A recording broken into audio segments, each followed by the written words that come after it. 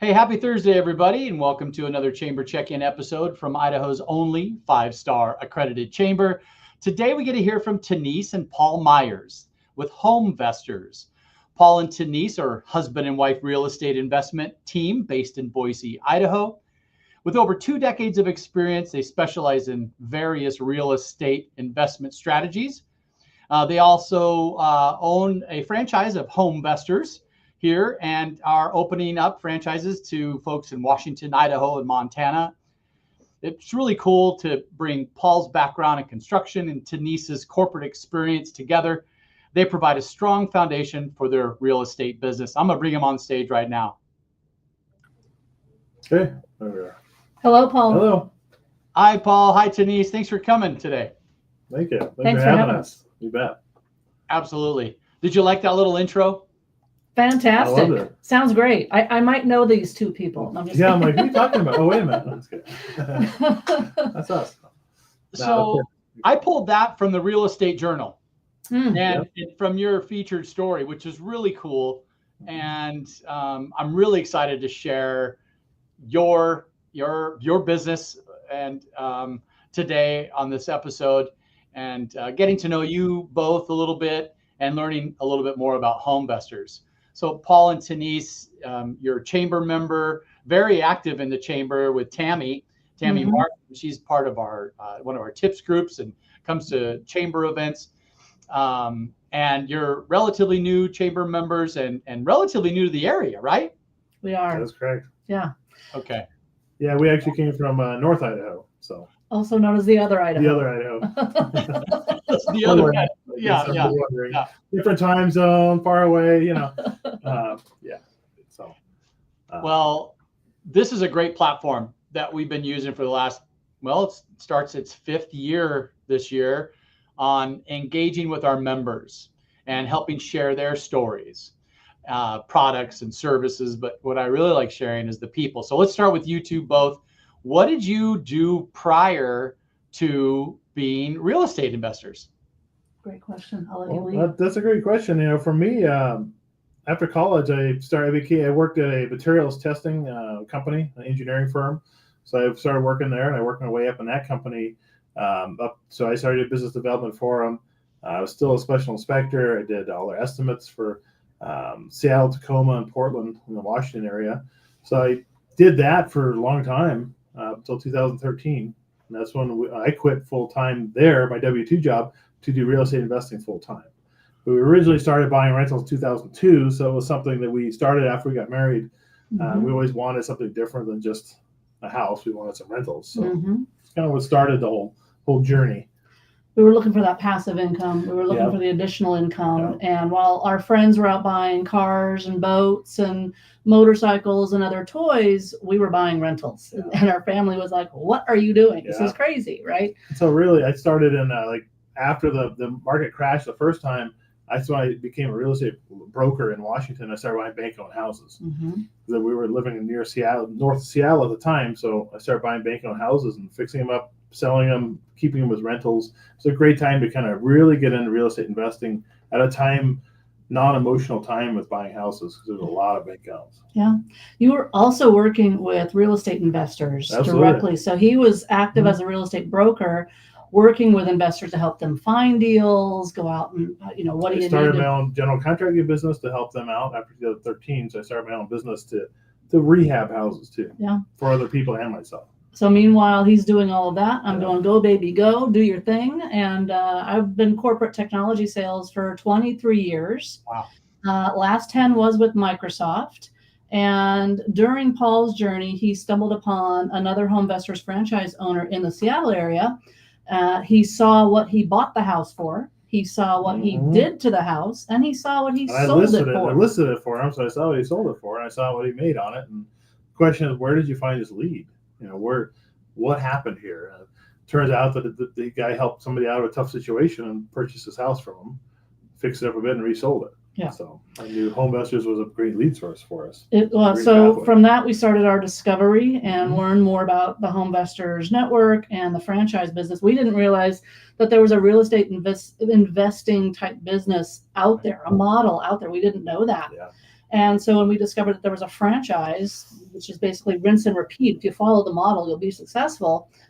We did our digging, our due diligence, and about 9 months to a year later, we bought our first franchise. 2018. And so at that point in 2018, Paul's like, okay, either I can do this as a one-man show, I can grow it and hire people, or Tanice, how about you retire and come do this full time? So, which is tough to do, Paul, because I was the family benefits. I had the 401, the stock, the medical, all of it was supporting the family. We had a child still at home.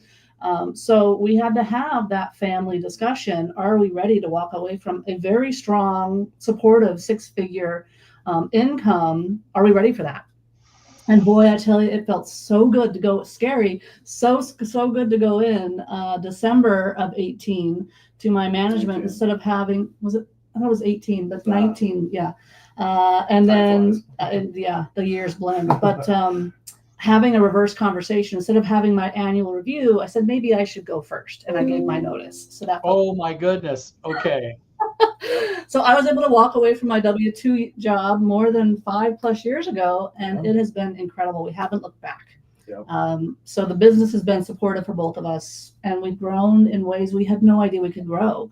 When we first started with Homevestors, we saw it really as a lead source, but discovered it was so much more for us.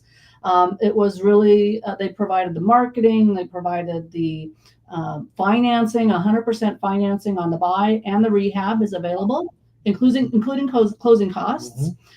They do all the marketing for us on a local and national basis. They provide active lead streams coming in for us. There's also the bigger piece that I didn't realize was the power of the national and local network of real estate investors that we have now had a connection to, that we could have real conversations with. So for example, we went to our first convention with Homevestors. It was that summer, I think of 19. I think so, yeah. And we were able to meet with other Homevestor franchise owners that had 1,000+ doors. Rentals. And we learned, how are you doing this? What would you do differently? If you were to start over, tell us everything that we can do, because we want a rental portfolio or two. And from that, we started buying rentals in other states, like Indiana, a landlord-friendly state. And so we would not have had the opportunity or the knowledge from doing it on our own to today. Yeah. Okay. All right. After hearing a little bit more about this, what do you know about the origin story of Homevestors, the franchisor? How did all that start? Well, so Homevestors started really in 1996, and there was a Ken D'Angelo, the gentleman that he was a real estate broker or agent, I guess, in the Dallas area, and he realized that we can help people. People need help with their house, so we can go trade in a car, right? You go trade in a car, you want to get rid of it, somebody will pay you for it, you're done. We didn't really have that for houses. They didn't really have a way to really help somebody out of a tough situation. The real estate brokers are so geared to list it. Well, he thought, well, maybe we can help make an offer on the house and we'll buy it. And we'll take on your problem of the house and help you out of a tough situation. Okay. And so he started doing that really successfully in Dallas, went to Houston, and then it was pretty evident that this could be repeated across the country. And then when you start having people do the same business, it falls under franchise law. So it becomes a franchise. So it was franchised, and this whole model was used, and the name brand was the Homevestors and We Buy Ugly Houses was used to promote the brand. And that's kind of how it started. From 1996 to now, how many franchisees are there? There's over 1,000 franchise owners nationwide. Yep. There is room for growth in Washington, Idaho, and Montana. One of the other value adds that we discovered as a franchise owner, again, they provide a week-long training at corporate in Dallas, Texas, when you come on board. But bigger than that, they provide local coaching and training. Okay. So they have what's called development agents, and those people come in and actively work with you one-on-one. Do you want resources or help to go into the living room and talk to people? Do you have everything ready to go, like a purchase and sale agreement? Do you know how the process works? Do you know all the questions, the rehab? And fortunately, we are the actually development agents for Washington, Idaho, Montana.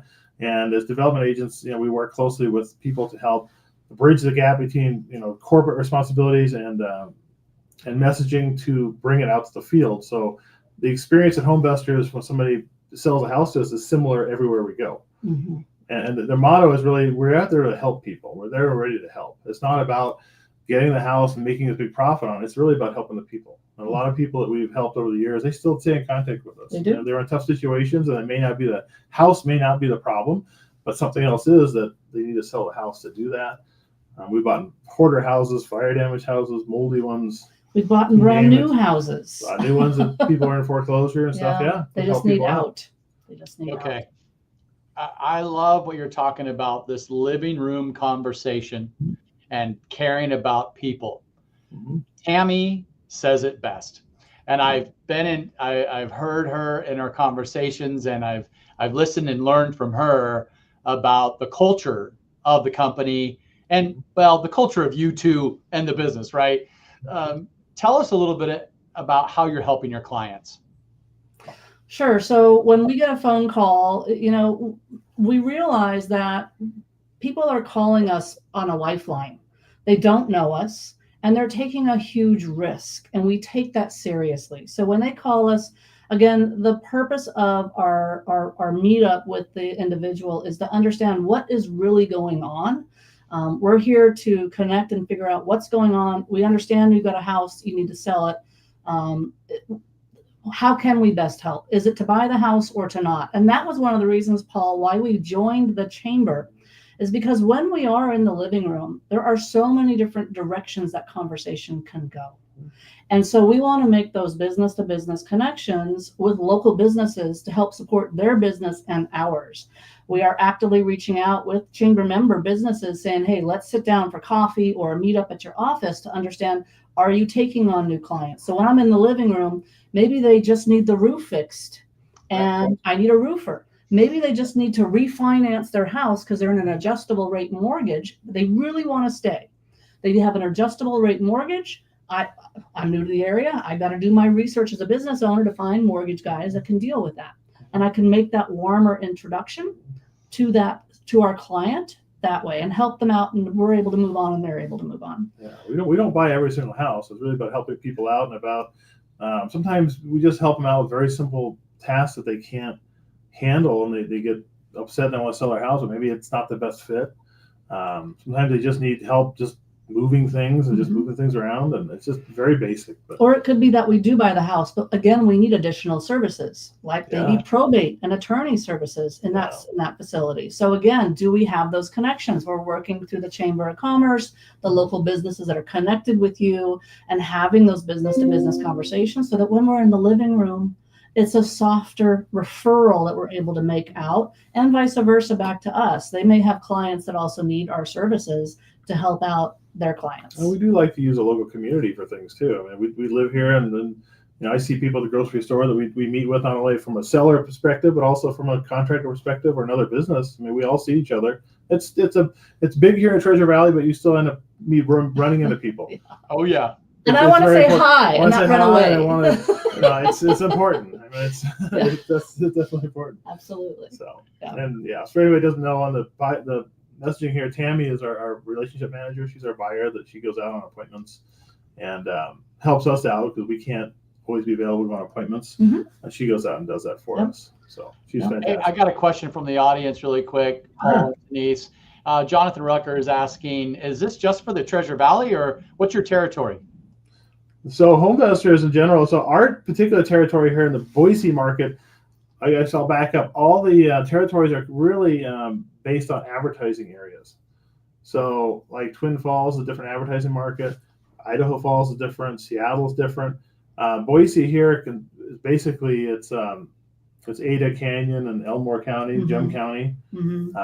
That's where we advertise. But as a Homevestor franchisee, we can buy anywhere in the country. It doesn't really matter. But your advertising that you spend money every month to Homevestors, they will mail postcards, they'll do radio, TV, different advertising methods in your marketing area. Because typically, if you think about it, Boise is a different TV network than Seattle does. So that's why they keep it in the area yet. So Hopefully that answers your question, Jonathan. Thanks for listening. Well, I'll elongate that too, and that is we are the only franchise with Homevestors of America here in the Boise, Twin Falls, Idaho Falls area. So there is a ton of room for growth, and we are actively looking for more people that want to do what we're doing. The difference in the franchise model, real quick, I'll explain, is that it's different than you'd think. If you buy a Jimmy John's franchise, you have a store located here, and you can't have another one that's in a certain radius. Homevestors, we all work together as an ad council, your advertising council. So the more people we have working as a franchisee in our market, the better off we do, is because we all spend, we basically, Homevestors pools our money together and buys advertising. So if there's two franchises, you spend X amount of dollars, now it's more. So now you can buy more advertising, get on bigger TV billboards. So there's markets, you can have more than one franchise in a market, all buying and working together. So for example, up in Seattle, we've got, I think, 12 different franchise owners in the Seattle area, just that Seattle proper area. And there's still room for growth up there. So to give you an example of that, right? Yeah, and they all share leads back and forth and contractors and help. And it's real good for have more people. So we definitely need more people here. We're the only ones.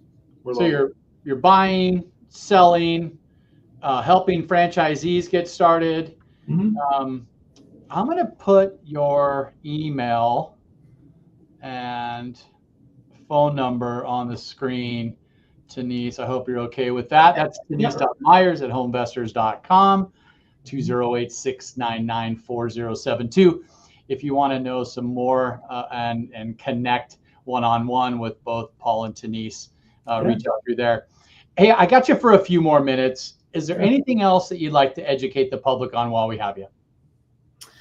As a business owner, if anyone finds that they have a client that does have a property where the market does not make the most sense for them, and they are looking for a way to be able to move it in a different way, feel free to give us a call. We're happy to have that conversation, and we'll talk more about how we might be able to help. It has to work on all sides, and we get that. Yeah, we're transparent with the sellers. I mean, the numbers have to make sense, because if we buy something and fix it up and resell it, there has to be some room in there for us to do that. And we all know expenses, repairs on houses, they're not cheap. Yeah. Right now, it just costs more, and we take on the whole responsibility to resell that house, to find more things in inspection. Well, now it's our house, and now we have to fix it. So it's just, it's an expensive business. But we do want to network with the local businesses within the chamber. And so if you feel like there's a business-to-business connection where we can both add value, we add value to you and you add value to us, please reach out. We're happy to have that conversation. Absolutely. Awesome. Paul and Tanice, hey, thanks so much for all your time. Thanks for your investment in the chamber. That means a lot to us. And I look forward to many years of partnership. Yeah, thank you, Paul. We appreciate you. Paul.